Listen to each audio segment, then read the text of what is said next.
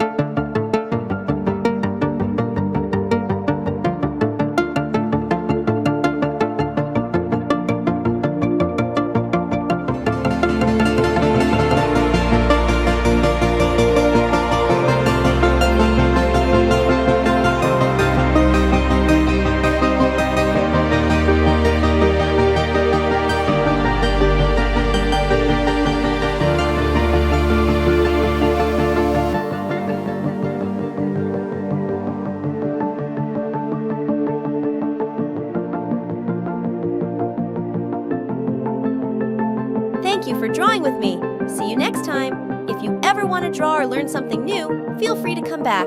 Goodbye for now.